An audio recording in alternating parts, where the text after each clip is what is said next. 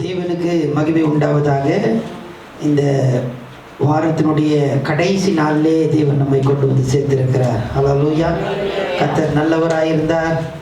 இந்த நாளிலும் கூட ஒவ்வொரு நாளும் ஆண்டவருடைய கிருபை நமக்கு அது புதிதாக இருக்கிறது. அப்படிப்பட்டதான அந்த புதிய கிருபையினாலே இந்த நாளே நமக்கு நிரப்ப அவர் வல்லவராயிருக்கிறார். இந்த நாளிலும் ரோமருக்கு எழுதின நிருபம் 10ஆம் அதிகாரத்தினுடைய 18ஆம் வசனம் முதற்கொண்டு 21ஆம் வசனம் வரைக்கும் நாம் தியானிக்கலாம். ரோமருக்கு எழுதின நிருபம் 10ஆம் அதிகாரத்தினுடைய 18ஆம் வசனத்திலிருந்து நாம் வாசிக்கலாம். இப்படி இருக்க அவர்கள் கேள்விப்படவில்லையா என்று கேட்கிறேன். கேள்விப்பட்டார்கள். அவைகளின் சத்தம் பூமியெங்கும், அவைகளின் வசனங்கள் பூச்சக்கரத்து கடைசி வரைக்கும் செல்லுகிறதே. இஸ்ரவேலர் அதை அறியவில்லையா என்று கேட்கிறேன். அறிந்தார்கள். முதலாவது மோசே, எனக்கு ஜனங்கள் அல்லாதவர்களை கொண்டு நான் உங்களுக்கு எரிச்சல் உண்டாக்குவேன், புத்தியினமுள்ள ஜனங்களாலே உங்களுக்கு கோபமூட்டுவேன் என்றான். அல்லாமலும் ஏசாயா, என்னை தேடாதவர்களாலே கண்டறியப்பட்டேன், என்னை விசாரித்து கேளாதவர்களுக்கு வெளியிறங்கமானேன் என்று தைரியம் கொண்டு சொல்லுகிறான். இஸ்ரவேலரை குறித்தோ கீழ்ப்படியாதவர்களும் எதிர்த்து பேசுகிறவர்களுமாய் இருக்கிற ஜனங்களிடத்திற்கு நாள் முழுதும் என் கைகளை நீட்டினேன் என்று அவன் சொல்லியிருக்கிறான். தேவனுக்கு மகிமை உண்டாவதாக. இந்த அதிகாரத்திலே முதல் பகுதியிலே நாம் பார்த்ததான காரியம் என்னவென்றால், இஸ்ரவேல் ஜனங்கள் மேசியாவை புறக்கணித்ததற்கான காரணத்தை நாம் பார்த்தோம். அதற்கு அடுத்த பகுதியிலே நாம் பார்த்ததான காரியம் என்னவென்றால், இஸ்ரவேல் ஜனங்கள் மேசியாவை புறக்கணித்து விட்டார்கள். அதனால் ஆண்டவர் அவர்களை அப்படியே விட்டுவிடவில்லை, அவர்களுக்கு ஒரு வாய்ப்பை கொடுத்தார். அவர்கள் என்ன செய்ய வேண்டும் என்பதை இங்கே நாம் பார்த்தோம். அது மட்டுமல்ல, அவர்களுக்கு ஒரு வாய்ப்பை கொடுத்து அவர்கள் என்ன செய்ய வேண்டும் என்பது மாத்திரமல்லாமல், பவுலாகிய நான், அல்லது வேறொரு வார்த்தையிலே சொல்ல வேண்டும் என்றால் நாம் என்ன செய்ய வேண்டும் என்பதை குறித்தும் கடந்த வாரத்திலே அடுத்த பகுதியில் நாம் பார்த்தோம். கடைசியாக இந்த 18ஆம் வசனத்திலிருந்து நாம் பார்ப்போமே. ஆனால் இங்கே இஸ்ரவேல் ஜனங்கள் மேசியாவை புறக்கணித்தார்கள். இதனால் நமக்கு ஏற்பட்டதான நன்மை என்ன? அவர்கள் புறக்கணித்தார்கள், அதனால் ஏற்பட்டதான விளைவு என்ன என்பதை குறித்து இந்த 18ஆம் வசனத்திலிருந்து 21ஆம் வசனம் வரைக்கும் நாம் பார்க்கலாம். இதுல குறிப்பாக வாசிக்கலாம். 20ஆம் வசனத்தை வாசிக்கலாம். அல்லாமலும் ஏசாயா, என்னை தேடாதவர்களாலே கண்டறியப்பட்டேன். என்னை தேடாதவர்களாலே கண்டறியப்பட்டேன். என்னை விசாரித்து கேளாதவர்களுக்கு வெளியிறங்கமானேன். என்னை விசாரித்து கேளாதவர்களுக்கு வெளியிறங்கமானேன். இஸ்ரவேல் ஜனங்கள் மேசியாவை புறக்கணித்து விட்டார்கள். அதனால் ஏற்பட்டதான காரியம் என்னவென்றால், அவர்கள் புறக்கணித்தார்கள். விசாரித்து கேட்காமல் இருந்ததான எனக்கு அந்த ரட்சிப்பை ஆண்டவர் கொடுத்தார். ஹல்லேலூயா. அவர்கள் புறக்கணித்தார்கள், அதன் மூலமாக ரட்சிப்பு எனக்கு வந்தது. ஹல்லேலூயா. புறஜாதியாரியாக நமக்கு இந்த ரட்சிப்பு வந்ததற்கு காரணம் என்னவென்றால், அவர்கள் புறக்கணித்து விட்டார்கள். அதனுடைய விளைவு இன்றைக்கு நான் ரட்சிக்கப்பட்டிருக்கிறேன். ஹல்லேலூயா. ஆண்டவருடைய நோக்கம் என்னவென்றால், இஸ்ரவேல் ஜனங்கள் ரட்சிக்கப்பட வேண்டும் என்பது ஆண்டவருடைய மிகப்பெரிய ஒரு திட்டமும் நோக்கமும் ஆயிருந்தது. வாசிக்கலாம். மத்திய எழுதின சுவிசேஷம் 10ஆம் அதிகாரத்தினுடைய முதல் 6 வசனங்களை நாம் வாசிக்க வேண்டும். அப்பொழுது அவன் தம்முடைய 12 சீஷர்களையும் தம்மிடத்தில் வரவழைத்து அசுத்த ஆவிகளை துரத்தவும் சகல வியாதிகளையும் சகல நோய்களையும் நீக்கவும் அவர்களுக்கு அதிகாரம் கொடுத்தார். அவர்களுக்கு அதிகாரம் கொடுத்து அவர்களை எங்கே அனுப்பினார் என்றால், வாசிக்கலாம். 5ஆம் வசனம் வாசிக்கலாம். இந்த 12 இயேசு அனுப்புகையில் இவர் அனுப்புகிறார். அவர்களுக்கு கட்டளையிட்டு சொன்னது என்னவென்றால், அவர்களுக்கு கட்டளையிட்டு சொல்லுகிறது என்னவென்றால், நீங்கள் புறஜாதியார் நாடுகளுக்கு போகாமலும், நீங்கள் போக வேண்டிய இடம் எதுவென்றால் புறஜாதியாராகிய நகரத்துக்கு நீங்கள் போக கூடாது. அப்படி என்றால் எங்கே போக வேண்டும் என்றால், சமாரியர் பட்டணங்களில் பிரவேசியாமலும், சமாரியருடைய பட்டணங்களில் நீ பிரவேசிக்க கூடாது.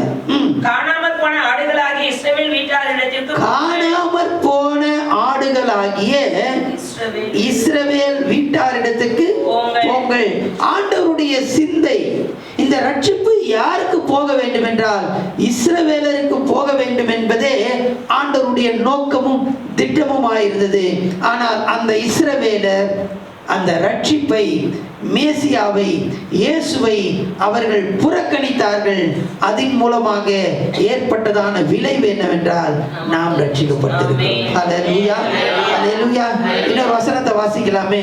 லூக்கா எழுதின சுவிசேஷம் 24ஆம் அதிகாரத்தினுடைய 46ஆம் வசனத்திலிருந்து வாசிக்கலாம். லூக்கா எழுதின சுவிசேஷம் 24ஆம் அதிகாரத்தினுடைய 46ஆம் வசனம் முதல் எழுதியிருக்கிறபடி கிறிஸ்து பாடுபடவும் மூன்றாம் நாளில் மரித்தோரிலே எழுந்திருக்கவும் வேண்டியிருக்கிறதாய் இருந்தது. அன்றியும் மனம் திரும்புதலும் பாவ மன்னிப்பும் பாவ மன்னிப்பும் எருசலேம் தொடங்கி எங்க தொடங்குது? எருசலேம்ல தொடங்குது. எருசலேம் தொடங்கி சகல தேசத்தாருக்கும் அவருடைய நாமத்தினாலே பிரசங்கிக்கப்படவும் வேண்டியது. இங்கே முதல்ல மனம் திரும்புதல் எங்கே பிரசங்கிக்கப்பட வேண்டும்? எருசலேம், அதாவது இஸ்ரவேலருக்கு பிரசங்கிக்கப்பட வேண்டும். அதற்கு பிற்பாடுதான் அவர்கள் புறக்கணித்ததினாலே அது எங்க கடந்து வந்தது அப்படின்னு பார்த்தா எங்க வந்தது? சகல தேசத்தாருக்கும் அது கடந்து வந்தது. அல்லேலூயா, அல்லேலூயா. இஸ்ரவேல் ஜனங்கள் அவர்கள் புறக்கணித்தார்கள். அதனால் ஏற்பட்டதான விளைவு என்னவென்றால் இன்றைக்கு நீங்களும் நானும் ரட்சிக்கப்பட்டிருக்கிறோம். அல்லேலூயா. ஆண்டவர் சொல்லுகிறார், நீங்கள் மற்ற இடங்களுக்கு போக வேண்டாம், காணாமற் போனதானே இஸ்ரவேலிடத்துக்கு போங்கள் என்று சொல்லுகிறார். இங்கே அறிவிக்கப்பட வேண்டும் என்றால் எருசலேமிலே அறிவிக்கப்பட வேண்டும். அவர்கள் தள்ளிவிட்டதினாலே, அவர்கள் புறக்கணித்ததினாலே அது சகல தேசத்துக்கும் கடந்து வந்தது. ஹல்லேலூயா, ஹல்லேலூயா. அப்போஸ்தலர் நடபடிகள் 1ஆம் அதிகாரத்திலிருந்து 7 அதிகாரங்களை நாம் வாசித்து பார்ப்போமே. ஆனால் அங்கே ஆவியானவருடைய கிரியை குறித்து நாம் பார்க்கிறோம். சுவிசேஷம் பிரசங்கிக்கப்படுகிறது, சபை உண்டானது. இது எல்லாம் உண்டானது எங்க அப்படின்னு சொன்னா எந்த இடத்துல நடக்குது அப்படின்னா இஸ்ரவேல் அவர்களை மையமாக கொண்டுதான் நடக்குது. எருசலேமிலே நடக்கிறது. 10ஆம் அதிகாரத்தினுடைய 10 அதிகாரங்கள்ல இஸ்ரவேலுடைய மக்கள் மத்தியிலே அந்த ஊழியத்தை நாம் பார்க்கிறோம். 11ஆம் அதிகாரத்தில் புறஜாதியினிடத்திலே அந்த சுவிசேஷம் கடந்து வருகிறதை நாம் பார்க்கிறோம். அல்லேலூயா, அல்லேலூயா. இப்போ நடக்கிற சம்பவத்தை நம்ம நல்லா கவனிக்கலாம். ஆண்டவர் முதலாவது இஸ்ரவேல் தேசத்திலே இஸ்ரவேல் மக்களோடு இடைப்படுகிறார். அவர்கள் புறக்கணிக்கிறார்கள். அதனால் ஏற்பட்ட விளைவு என்னவென்றால் சகல தேசத்துக்கும் ரட்சிப்பு கடந்து வருகிறது. இப்படி தேசத்துக்கு 10ஆம் அதிகாரம் வரைக்கும், அப்போஸ்தலர் நடவடிக்கைகள் 10 வரைக்கும் இஸ்ரவேல் மக்கள் மத்தியிலே அந்த எருசலேம் அந்த பகுதியிலே ஊழியங்கள் நடந்து கொண்டிருக்கிறது. அவர்கள் புறக்கணிக்கிறார்கள், ஸ்தேவானை கொலை செய்கிறார்கள். அதற்கு பிற்பாடு சுவிசேஷம் சிதறப்படுகிறது. சிதறி பல தேசங்களுக்கு அது கடந்து போகிறது. இப்படி கடந்து போகிறதான நேரத்தில் நடக்கிற சம்பவம் என்னவென்றால் இஸ்ரவேலர் அதிர்ச்சி அடைகிறார்கள். ரட்சிப்பு யாருக்கு? எங்களுக்கு தானுங்க ரட்சிப்பு. இப்ப யாருக்கு போகுது அந்த ரட்சிப்பு? மற்றவர்களுக்கு கடந்து போகுது என்று சொல்லி அவர்கள் அதிர்ச்சி அடைகிறதை பார்க்கிறோம். 10ஆம் அதிகாரத்தினுடைய 21ஆம் வசனத்தை வாசிக்கலாம். இஸ்ரவேலை குறித்தோ கீழ்ப்படியாதவர்களும் எதிர்த்து பேசுகிறவர்களுமா இருக்கிற ஜனங்களிடத்திற்கு நாள் முழுவதும் என் கைகளை நீட்டினேன் என்று அவன் சொல்லி இருக்கிறான். ஆண்டவர் மற்றவர்களுக்கு அந்த ரட்சிப்பை கொடுக்கிறார். அதன் மூலமாக இஸ்ரவேல் ஜனங்கள் அதிர்ச்சி அடைகிறார்கள். ஆனால் கவனிக்க வேண்டிய ஒரு காரியம் என்னவென்றால் ஆண்டவர் எல்லார் மேலும் மனமுருக்கம் உள்ள தேவனாய் இருக்கிறார். எல்லாரும் ரட்சிக்கப்பட வேண்டும் என்று அவர் விருப்பம் உள்ள ஒரு தேவனாய் இருக்கிறார். அவங்க கைவிட்டுட்டாங்க, ஆனாலும் அவர்களுக்கு ஒரு சான்ஸை கொடுத்தார்.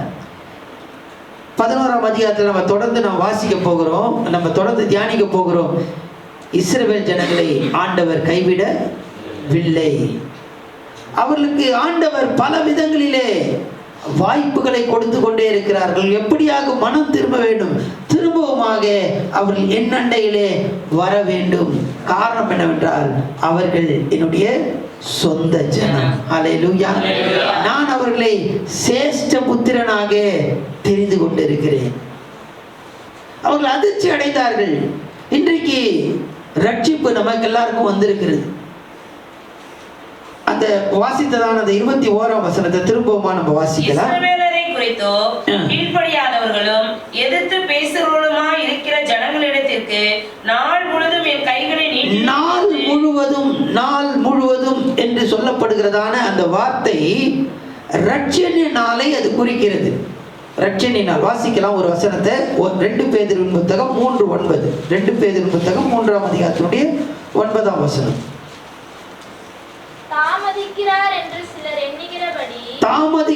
என்று சிலர் எண்ணுகிறபடி கர்த்தர் தமது வாக்குத்தத்தத்தை குறித்து தாமதியாயிராமல் ஒருவரும் கெட்டு போகாமல் எல்லாரும் மனம் திரும்ப வேண்டும் என்று விரும்பி நம்மேல் நீடிய பொறுமை உள்ளவராய் இருக்கிறார். அல்லேலூயா, அல்லேலூயா. அவர் எல்லாரும் மனம் திரும்ப வேண்டும். நாள் முழுவதும் என்று சொல்லப்படுகிறதான அந்த வார்த்தை எதை குறிக்கிறது என்றால் ரட்சணிய நாளை குறிக்கிறது. இன்றைய ரட்சணிய நாள். ஆண்டவர் பொறுமையா இருக்கிறார். எப்படியாவது இஸ்ரவேலர் மனம் திரும்ப வேண்டும், மற்றவர்களும் மனம் திரும்ப வேண்டும். எப்படியாவது என்னுடைய பிள்ளைகள் ஆண்டவரை அறிய வேண்டும் என்று சொல்லி அவர் கிருபை உள்ளவராக, இரக்கம் உள்ளவராக, பொறுமை உள்ளவராக அவர் இருக்கிறார். இப்படி இஸ்ரவேல் ஜனங்களுக்கு ஆண்டவர் முதலாவதாக வாய்ப்பை கொடுத்தார். அவர்கள் புறக்கணித்தார்கள். அதன் மூலமாக மற்றவர்களுக்கு சுவிசேஷம் வந்தது. இந்த மற்றவர்களுக்கு சுவிசேஷம் வந்ததை குறித்து அவர்கள் அதிர்ச்சி அடைந்தார்கள். ஆனால் ஆண்டவர் நீடிய பொறுமையுள்ளவராக நீங்களும் ரட்சிக்கப்பட வேண்டும் அப்படின்னு சொல்லி அவர் நீடிய பொறுமை உள்ளவராக மனம் திரும்ப வேண்டும் என்று அவர் ஆவல் உள்ளவராய் இருக்கிறார். இப்படி இருக்கிறதான நேரத்தில் நாம் செய்ய வேண்டியது என்ன? நாம் செய்ய வேண்டியது என்ன? நம்ம தியானிக்கிற காரியம் உங்களுக்கு புரியுது அப்படின்னு சொல்லி நினைக்கிறேன். இதுக்கு சில இந்த 10ஆம் அதிகாரம் 11ஆம் அதிகாரம் கொஞ்சம் கருகலான ஒரு காரியம். அதை நம்ம கூர்ந்து கவனித்தால் மாத்திரமே அதை நாம் புரிந்து கொள்ள முடியும். நான் சொல்ல வர்றது உங்களுக்கு புரியுது அப்படின்னு சொல்லி நினைக்கிறேன். இஸ்ரவேல் ஜனங்களுக்கு ரட்சிப்பு அவர்கள் நிராகரித்து விட்டார்கள். ஆனால் ஆண்டவர் அவர்கள் மேல் கிருபையாய் இருக்கிறார். இப்பொழுது நாம் என்ன செய்ய வேண்டும்? நாம் என்ன செய்ய வேண்டும் என்றால் நேற்றைய தினத்தில் நாம் பார்த்தோம். நேற்றைய தினத்தில் 2 காரியம். ஒன்று, அவர்கள் விசுவாசித்து தொழுது கொள்ள வேண்டும், ரட்சிப்பு வரும். நம்ம என்ன செய்யணும்? சுவிசேஷத்தை சொல்ல வேண்டும் என்று பார்த்தோம். அதே போலதான் இன்றைக்கு அவர்கள் புறக்கணித்தார்கள், புறஜாதியினிடத்துக்கு ரட்சிப்பு வந்தது. நாம் என்ன செய்ய வேண்டும் என்றால் வாசிக்கலாம் 21ஆம் வசனம். 21ஆம் வசனம். இஸ்ரவேலரை குறித்தோ கீழ்ப்படியாதவர்களும் எதிர்த்து பேசுகிறவருமாய் இருக்கிற ஜனங்களிடத்திற்கு நாள் முழுதும் என் கைகளை நீட்டினேன் என்று அவன் சொல்லி இருக்கிறான். கைகளை நீட்டினேன். அல்லேலூயா, அல்லேலூயா. இந்த அதிகாரத்துல அநேக காரியங்கள் உண்டு. ஒரு சில காரியத்தை மாத்திரம் நாம் பார்க்கலாம். நாம் செய்ய வேண்டிய, ரட்சிக்கப்பட்டவர்களாகிய நாம் செய்ய வேண்டிய காரியம் என்னவென்றால் 10ஆம் அதிகாரத்தினுடைய முதல் வசனத்தை வாசிக்கலாம். இஸ்ரவேலர் ரட்சிக்கப்பட வேண்டும் என்பதே என் இருதயத்தின் விருப்பமும் நான் தேவனை நோக்கி செய்யும் விண்ணப்பமுமாய் இருக்கிறது. செய்ய வேண்டிய காரியம் என்னவென்றால் நாம் மற்றவர்களுக்காக ஜெபிக்க வேண்டியது அவசியம். அல்லேலூயா, அல்லேலூயா. மற்றவர்களுக்காக நீங்களும் நானும் ஜெபிக்க வேண்டும். ரட்சிக்கப்படாதவர்களுக்காக, இயேசுவை புறக்கணிக்கிறவர்களுக்காக தொடர்ந்து நாம் ஜெபிக்க வேண்டியது அவசியம். அல்லேலூயா, அல்லேலூயா. என்னுடைய இருதயத்தின் விருப்பமும் நான் தேவனை நோக்கி செய்யும் விண்ணப்பமாயிருக்கிறது. ஆண்டவரை நோக்கி நாம் ஜெபிக்க வேண்டியது அவசியம். ஆமென். ஹல்லேலூயா. ஒன்று.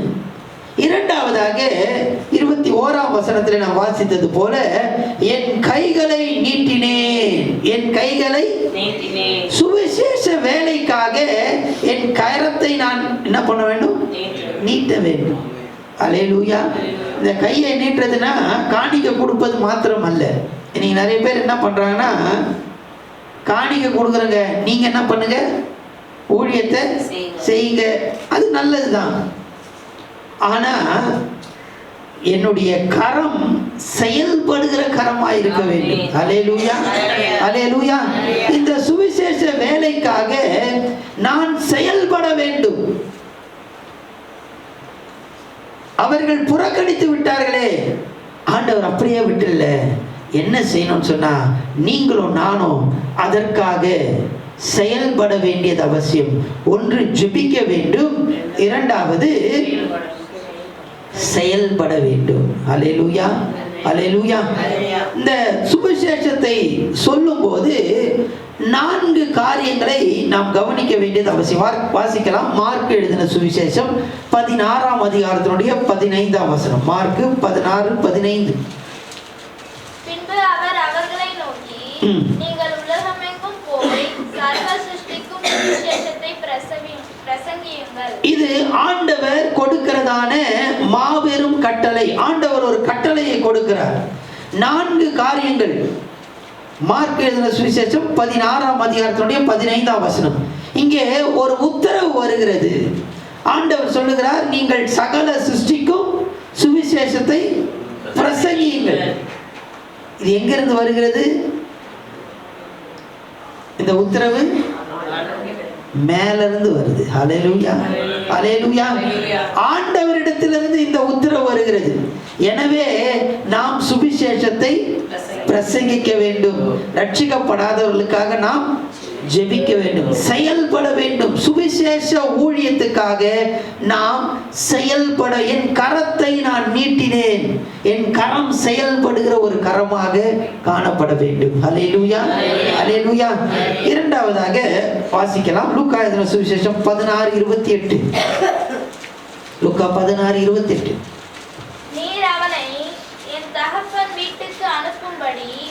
நீர் அவனை என் தகப்பன் வீட்டுக்கு அனுப்பும்படி உம்மை வேண்டிக் கொள்கிறேன் என்றான். உம்மை வேண்டிக் கொள்கிறேன் என்றான். இது யார் சொல்லுகிறா அப்படின்னு சொல்லி உங்களுக்கு தெரியும். இவர் எங்க இருக்கிறாரு? ஆமா, ஐஸ்வர்யவான் லாசருவினுடைய சம்பவம். இவரு கிட்டத்தட்ட நரகத்துல இருக்கிறாருன்னு வச்சுக்கலாம். இப்ப அங்கிருந்து நான் சொல்றேன், யாரும் இங்க என்ன பண்ணக்கூடாது, வந்துடக்கூடாது. அதனால நீங்க போய் என்ன பண்ணுங்க, என்னுடைய தகப்பன் வீட்டுல போய் சொல்லுங்க, தயவு செய்து என்ன பண்ணாதீங்க, இங்க வந்துடாதீங்க அப்படின்னு சொல்லுங்க அப்படின்னு சொல்லி சொல்றாரு. இப்ப இந்த குரல் எங்கிருந்து வருது?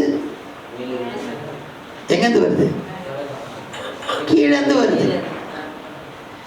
மேலிருந்து ஒரு கட்டளை வருகிறது. என்ன கட்டளைனா, சர்வ சிருஷ்டிக்கும் நீங்க என்ன பண்ணுங்க, சுவிசேஷத்தை சொல்லுங்க. கீழேந்து ஒரு சத்தம், ஒரு கதறல் கேட்கிறது, யாரும் இங்க வந்துடாதீங்க, தயவு செய்து போய் சொல்லுங்கப்பா, சுவிசேஷத்தை பிரசங்கிங்க, ரட்சிப்பை ஏற்றுக்கொள்ள சொல்லுங்க அப்படின்னு சொல்லி ஒரு கதறல் உண்டாகிறது. தேவஜனமே, சுவிசேஷ ஊழியத்துக்காக நாம் என்னுடைய கரம் செயல்பட வேண்டியது அவசியம். ஹல்லேலூயா. மூன்றாவதாக வாசிக்கலாம். அப்போஸ்தலர் நடபடிகள் 16ஆம் அதிகாரத்தினுடைய 9ஆம் வசனம். அப்போஸ்தலர் நடபடிகள் 16:9. ராத்திரியிலே பவுலுக்கு ஒரு தரிசனம் உண்டாயிற்று. ராத்திரியிலே பவுலுக்கு ஒரு தரிசனம் உண்டாயிற்று. அது என்னவென்றால், மக்கதோனியா தேசத்தான் ஒருவன் வந்து நின்று, நீ மக்கதோனியாவுக்கு வந்து எங்களுக்கு உதவி செய்ய வேண்டும் என்று தன்னை வேண்டிக் கொண்டதாக இருக்கு. எங்க ஊருக்கு வந்து கொஞ்சம் தயவு செய்து என்ன பண்ணுங்க, உதவி செய்யுங்க, சுவிசேஷத்தை பிரசங்கிங்க, இயேசுவை பத்தி கொஞ்சம் சொல்லுங்க அப்படின்னு சொல்லி வேண்டிக் கொண்டதாக ஒரு சொப்பனத்தை அவன், ஒரு தரிசனத்தை அவன் பார்க்கிறதை நாம் அந்த இடத்துல நம்ம கவனிக்கலாம். இந்த ஒரு அழைப்பு, எங்க ஊருக்கு வாங்க, சுவிசேஷத்தை சொல்லுங்க அப்படின்ற அழைப்பு எங்கிருந்து வருது? வெளியிலேருந்து வருது. முதலாவது மேலிருந்து ஒரு கட்டளை, கீழிருந்து ஒரு கதறல். மூன்றாவது வெளியிலிருந்து ஒரு அழைப்பு. நான்காவதாக வாசிக்கலாம் 2 கொரிந்தியர் 5ஆம் அதிகாரம் 14ஆம் வசனம். 2 கொரிந்தியர் 5:14. கிறிஸ்துவினுடைய அன்பு எங்களை நெருக்கி ஏவுகிறது. கிறிஸ்துவினுடைய அன்பு எங்களை நெருக்கி ஏவுகிறது. ஏனென்றால் எல்லாருக்காகவும் ஒருவரே மரித்திருக்க எல்லாரும் மரித்தார்கள் என்றும் பிழைத்திருக்கிறவர்கள் இனி தங்களுக்கென்று பிழைத்திராமல் தங்களுக்காக மரித்து எழுந்தவர்க்கென்று பிழைத்திருக்கும்படி அவர் எல்லாருக்காகவும் மரித்தார் என்று நிதானிக்கிறோம். இங்கே 14ஆம் வசனத்தில் நாம் பார்ப்போம், கிறிஸ்துவனுடைய அன்பு என்னை நெருக்கி ஏவுகிறது. என்னை ஆண்டவருடைய அன்பு நெருக்கி ஏவுகிறதுனாலே ஆண்டவருடைய ரட்சிப்பை நான் மற்றவர்களுக்கு சொல்லுகிறேன். அல்லேலூயா. இந்த ஒரு நெருக்கி ஏவுதல் எங்க உருவாகிறது? உள்ள உருவாகுது. அல்லேலூயா, அல்லேலூயா. இன்றைக்கு நாம் சுவிசேஷத்தை சொல்ல வேண்டியது அவசியமாய் காணப்படுகிறது. ரட்சிப்பை புறக்கணிக்கிறவர்களுக்கு ஆண்டவரை குறித்து நாம் சொல்ல வேண்டும். அப்படி எப்படி சொல்ல வேண்டும் என்றால், முதலாவது அவர்களுக்காக நாம் ஜெபிக்க வேண்டும். இரண்டாவது என்னுடைய கரம் நீட்டப்பட்ட ஒரு கரமாக மாறப்பட வேண்டும். அல்லேலூயா.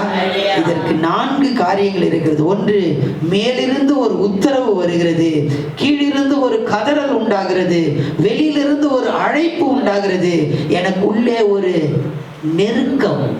அந்த அன்பு என்னை நெருக்குகிறது.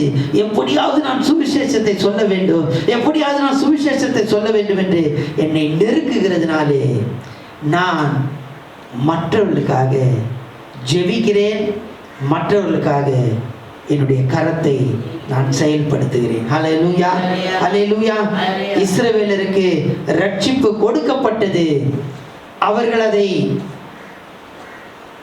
ஏற்றுக்கொள்ளாமல் போனார்கள். அதன் விளைவு என்னவென்றால், இன்றைக்கு நீங்களும் நானும் ரட்சிக்கப்பட்டிருக்கிறோம். ரட்சிக்கப்பட்டதான தேவஜனமே, நாம் அப்படியே சந்தோஷத்துல இருக்காதபடிக்கு நாம் செய்ய வேண்டியது என்னவென்றால், அவருடைய ரட்சிப்புக்காக நாம் ஜெபிக்க வேண்டும். அவருடைய ரட்சிப்புக்காக என்னுடைய கரம் செயல்படுகிற ஒரு கரமாக மாற வேண்டும். கண்ணில் மூடி கர்த்தரை நோக்கி நம்ம பார்க்கலாம்.